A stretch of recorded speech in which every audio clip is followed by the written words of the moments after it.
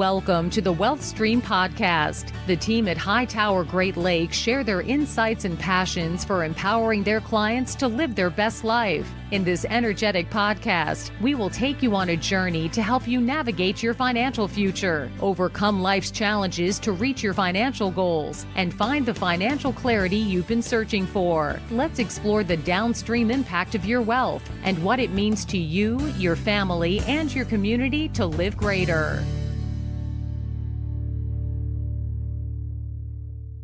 Hello and welcome to the Wealth Stream with Tim Scannell from Hightower Great Lakes. Tim, what's going on? Well, we just finished the holiday season and getting back to work. This is usually a busy week for us because we try to get as much done as possible right before year end, before December 31st, and then it becomes too late to do some of the tax planning. So it's a busy week for us, but we're focused on the clients and we love it. Yeah, well, this is something that you've covered in multiple podcasts. I mean, you are past number 100 already. And year-end planning is something that you've touched on in multiple podcasts. So this is crunch time. It's a little late for anybody who wants to do any planning now, I'm assuming.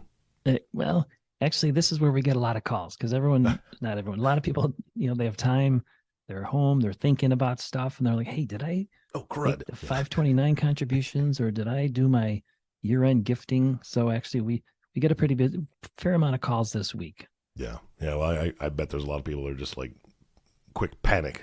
Oh, shoot, I forgot to do this. Let me call Tim. Yeah. Well, good. Yeah, they got your number. I got a couple of calls and emails on Christmas, and I'm like, hey, you realize it's Christmas?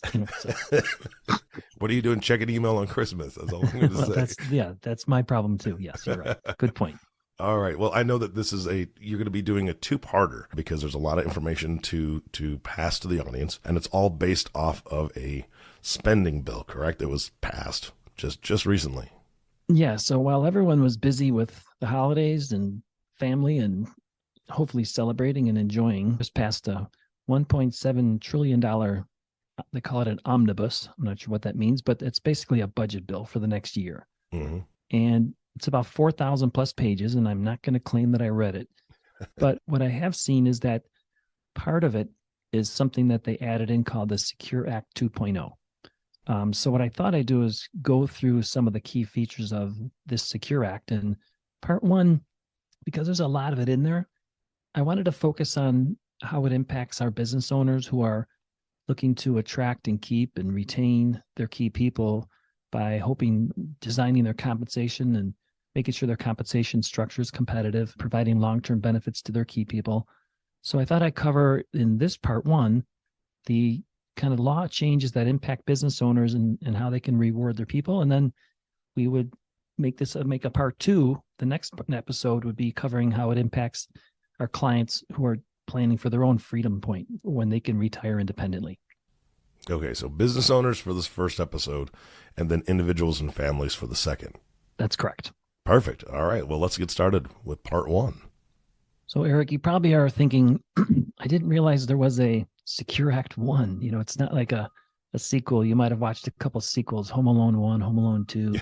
But actually, in 2019, they passed something called the Secure Act. The Congress did. And it was actually almost unanimous in terms of the passage of that bill. But the goal was really to expand access to retirement plans for more workers. Because if you look at the statistics in the United States, there's just a large percentage of employees who are just either not covered or maybe they're covered by employee retirement plans, but they're not participating. So in 2019, they created this Secure Act in order to encourage employers to, expand coverage.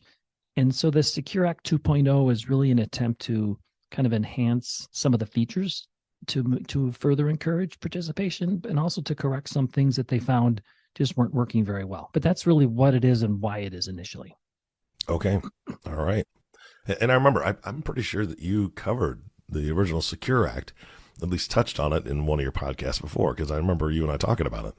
Yeah, I did. In fact, it's just so funny. Yes, I've done 100 of these podcasts. I guess that means it's been going on for a couple of years, and we did do one in 2019 to cover it. So here we are again, right? All right. Well, changes have to be, we have to talk about changes, right? Because they sneak this stuff up on us sometimes, Tim. Well, but just be honest. You said 4,000 pages. Who's going to read that? No, Exactly. And oftentimes they joke, but it's the truth. I think a lot of the people voting on it don't read it either. I have no doubt. I mean, come on. We were in class with those people. Yeah, exactly. So They didn't read fortunately, it all.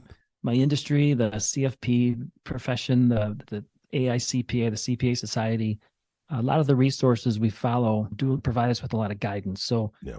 as best we can, we want to get this information out in case there's things we want to do this year, but also as we're creating kind of advanced planning priorities for our clients for 2023. Okay. Well, you got a bunch of points you want to go through, so let's get started. Sure. So one thing I always want to stress is that when they pass a law, they then pass the responsibility to the IRS for providing what they call guidance. So just to give you an example, when they changed the inherited IRA beneficiary rules a couple years ago, the IRS just came out about 6 months ago with they call it enhanced guidance. So they don't always get to it quickly. So what I mentioned this because what I want to do is cover generally what the law says, and then make sure that people know that they need to, wait for the guidance. And one way to do it is if you want to just continue to follow us or continue to track us on our websites or through our social media, we will provide that IRS guidance when it's released. Perfect. So a couple things. Number one of the areas that they changed was they expanded what they called automatic enrollment. So Eric, I don't know if you've participated in 401k plans, but oftentimes when you start as an employee, there's all kinds of information they give you. You have to sign up for health insurance, other benefits, things like that.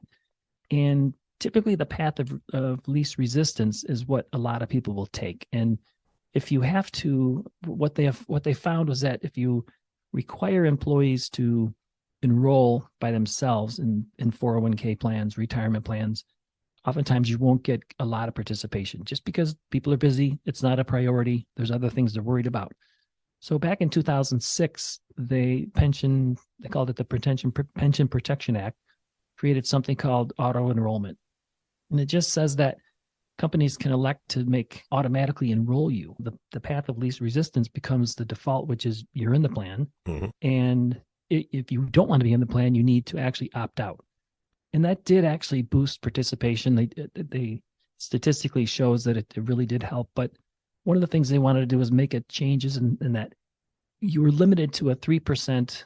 I mean, the most you could do an auto enroll if you're an employee and you wanted to auto enroll somebody is set it so that they're contributing 3%. And what they did was they expanded under this new rule to basically say you can bump it up and now it's required. You have to every 401k plan has to require it to do it. Okay. That's a good and bad thing, right?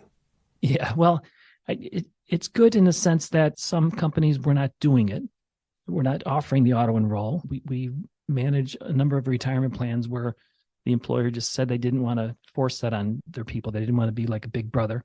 Mm-hmm. But now they're making it, they have to do it. And so it's just one of those things that'll be required.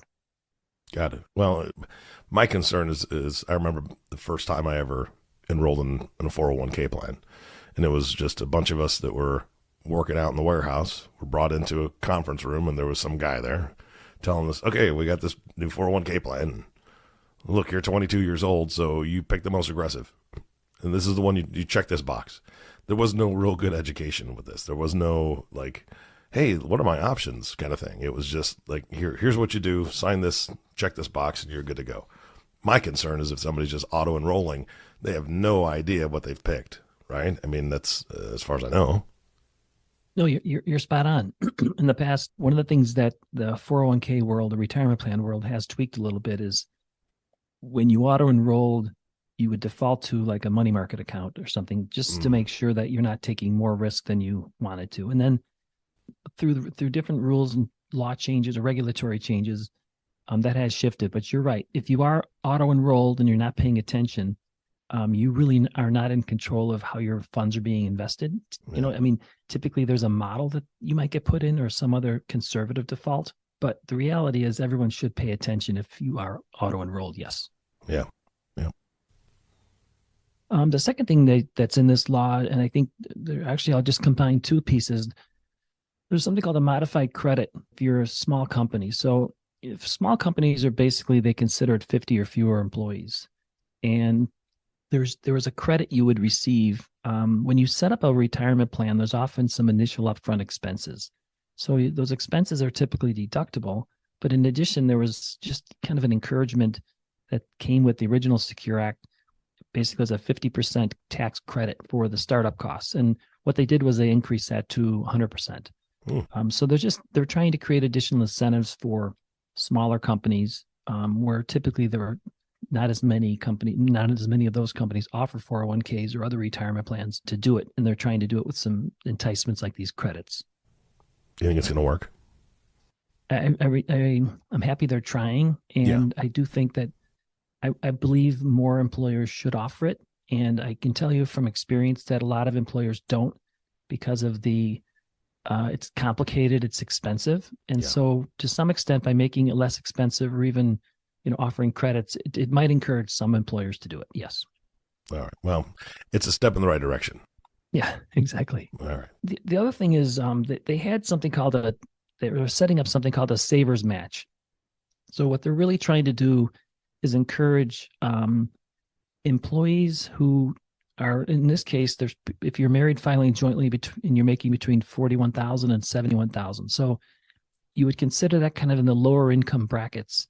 They're trying to encourage them by basically they had what they call a non-refundable credit. They would basically give you a tax credit for 50% of whatever you contributed into a plan. And what they've done now is they've said, in order to encourage more retirement contributions, they kept the 50% credit, but they're requiring that it go into your retirement plan. So for example, if you're making $50,000 and you put in 5% into the 401k or $2,500, there'll be a 50% credit matched, also deposited into your account. And again, we're waiting for the IRS guideline as far as how this actually works. But what they were finding is that people really weren't participating, and they're hoping that by putting it into the retirement plan, they'll encourage more people to do it.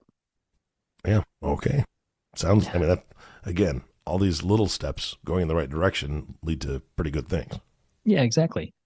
And there's also, and Eric, I never asked you, I should, but are you over 50? Oh, Tim. I'm close, man. I'm not that. My wife would tell you that I'm like walking around here like a 60-year-old, but no, I'm 48 currently, Tim. Okay.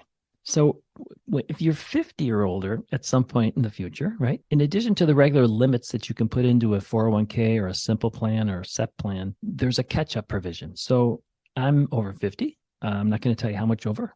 Barely. And I could put an additional $6,500 currently. And what they've done is they've increased that to up to $10,000. So what they're trying to do, our experience is that, like, oftentimes I'll meet with a client and they'll say, based on our ages, where we're at, how are we? Are we ahead of the game? Are we behind the game relative to where we should be? And what we find and what statistics or reports will show is that most people will start really maxing out or accumulated in their 50s. That's really where they start to pile in more money. Because prior to that, maybe they bought a house, they're paying it, they're fixing it. Maybe they had children, they're paying for college. Those expenses go away. And we find that a lot of people backload it. So what they're trying to do is encourage more people with this catch-up provision to put more in. And I think one of the things they always talk about is, trying to put less stress on Social Security and encourage more people to accumulate their own funds to supplement whatever Social Security will provide. Yeah. So I think that'll be a good thing. Yeah, absolutely. I mean, anybody who's had kids know that they're very expensive.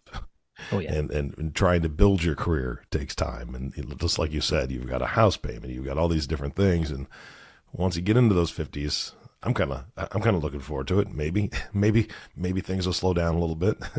The money going out will slow down. Maybe. Yeah. We'll see.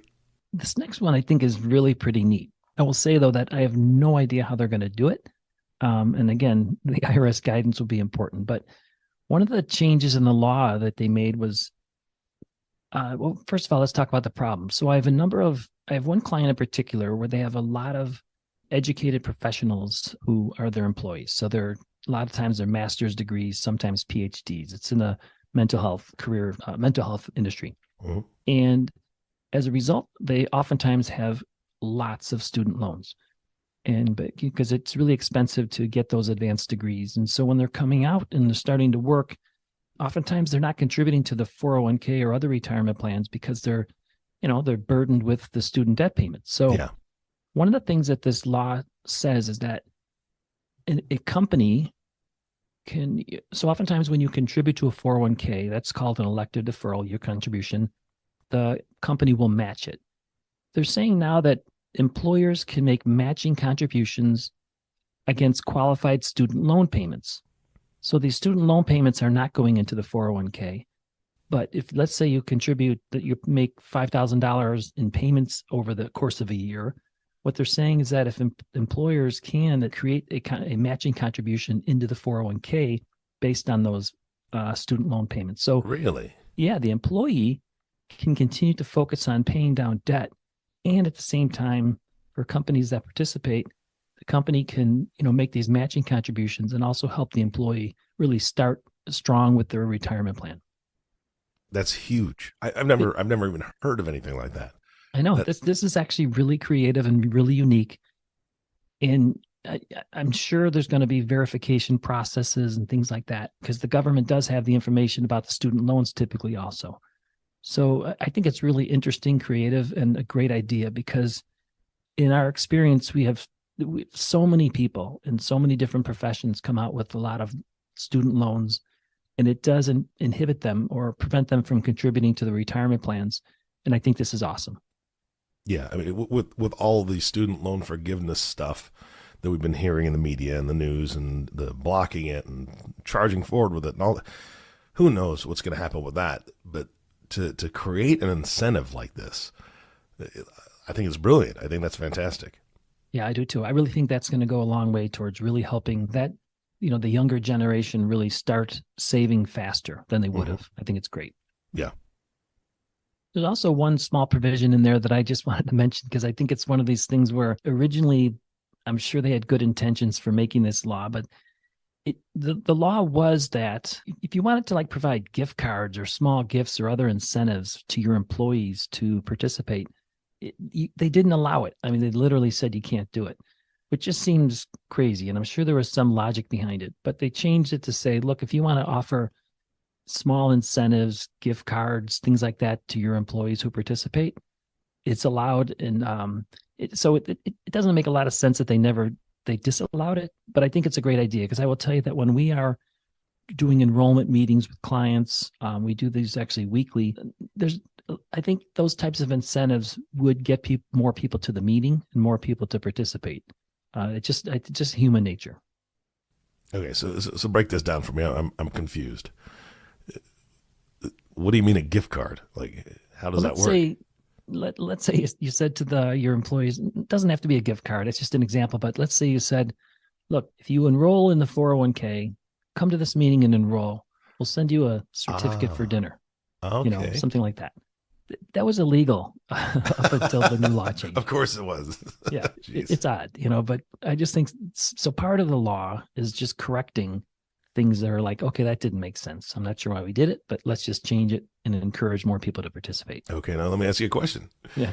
Could you have your open enrollment at a steakhouse and have dinner while you talk about enrolling, or was that bending the rules? I'm always trying to manipulate something, Tim. I'm telling you right now. I think that would have been the gray area. Yeah. So as long as the IRS didn't show up to the dinner, you're fine, right? Something like that. I mean, yeah, we bring in cookies and treats to these meetings, but how much did you spend on the cookies? Exactly, but we're providing cookies and treats for a group meeting. But I think if someone said, Eric, here's a certificate for you and your wife to go out to dinner if you come to this meeting and enroll, I think that's going to have more impact. Yeah. That's great. Yeah. Come to the meeting, sign up, and then take your wife out for dinner. Exactly. Love it. And then the final one I wanted to talk about that impacts employer retirement plans is you're probably familiar with the traditional 401k pension profit sharing. A lot of smaller companies have hesitated to set those up because they're expensive to administer. And so one of the alternatives, there's something called a SEP, SEP.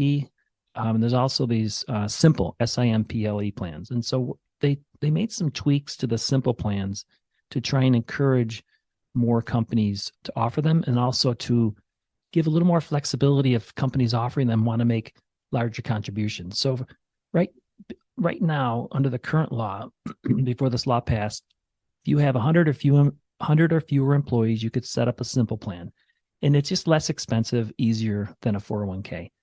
And what would happen is you'd be required to make a matching contribution on the first 3% that your employees would put in, or you could just elect to put a flat 2% in for everybody. But you were not allowed to make any profit sharing. If you compare that to a 401k, for example, you could match the first 3% in a 401k, but over and above that, if you wanted to, you had a good year, you wanted to share that with your employees, you could make a profit sharing contribution to the plan, but the simple did not allow it. So what they did was they increased the elective deferrals, the amount you could contribute under a simple, but then they also said for companies that have 26 or 100, I'm not sure how they determine that, or employees, so they kind of carved out the 25 or fewer and kept it the same. But what they said was that you can now make up to 10% profit sharing contributions if you wanted to. So I'll just give you an example. When we work with a client, a company who wants to set up a plan, we do a formal analysis of all the different types of plans available, and we give them the pros and cons and the cost of each. Oftentimes, they look at the simple and they like it because it's a way to provide a benefit to their employees. It doesn't cost them a lot. They're not committing to putting a great deal into it. But the problem is if they want to do more, they just weren't allowed to. Mm-hmm. So I think this is a nice feature that doesn't mandate it, but gives companies the flexibility to do a profit sharing in a simple if they wanted to. Yeah, well, that's good. Again, the more of these things that a company can stack up, the better odds that they'll get better employees or retain the employees that they really want to keep. Exactly. I mean, that's really what it's all about. We've had a number of podcasts where, when you're building and growing a business, there's a lot of ways to make the business worth more. And one of the ways you do it is make the business not relying just on you. So this can't be all about Eric, right? You want to have be able to outsource things or attract or retain people who can do the things you were doing. And one of the ways you do that is you give them competitive compensation, but also you try to reward them with long-term retirement benefits like these. So I do think that, Congress with the Secure Act 2.0, they really were trying to tweak and update and hopefully enhance the benefits that are available that companies can offer their people. Fantastic. Anything else we need to cover today? No, that's it. I just wanted to cover, again, the IRS will be coming out with more guidance, they call it. Follow us or keep up with us on social media because we will release that guidance as it comes out. But I just wanted to quickly cover some of the key areas because it just happened when we were all celebrating the holidays, and you're going to start reading about it. So reach out to me if anyone needs more information, but this is what we know so far. All right. And how do they reach out to you? You could always call me at 219-531-4941 or send an email to tscannell@hightoweradvisors.com, and we'll try to work with you to come up with an analysis to show, what's the best options to offer for your employees. All right. Absolute pleasure, my friend. Thank you so much. And of course, listening audience, remember, this is only part one. There's a part two that Tim's going to talk about individuals and families, how this is going to affect you just away from the business side of things. You got business today. Next podcast is going to be about individuals and families, right? That's right. All right. Just want to make sure I'm correct on that. No, thank you, Tim. You're spot on, Eric, as always. Oh, well, thank you. I appreciate it. Can you call my wife later and tell her I got something right today? Sure. I appreciate that. All right. Again, Tim, thank you. And of course, our last thank you goes to you, listening audience. Thank you so much for tuning in and listening to the WealthStream Podcast with Tim Scannell. If you have not subscribed to the podcast yet, please click the subscribe now button below. This way, when Tim comes out with a new podcast, it'll show up directly on your listening device. And we humbly ask you to share this podcast, rate it, and leave a review, as this actually does help others find the show. Again, thank you so much for listening today. For everyone at Hightower Great Lakes, this is Eric Johnson reminding you to live your best day every day. And we'll see you next time.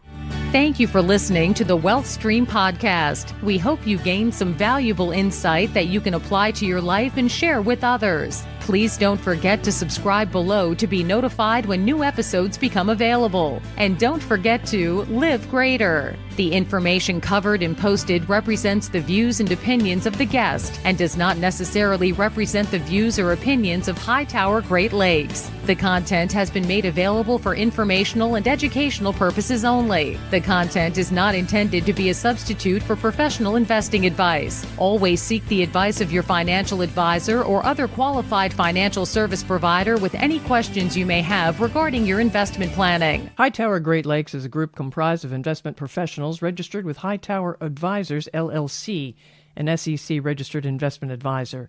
Some investment professionals may also be registered with Hightower Securities, LLC, member FINRA and SIPC. Advisory services are offered through Hightower Associates, LLC. Securities are offered through Hightower Securities, LLC. This is not an offer to buy or sell securities.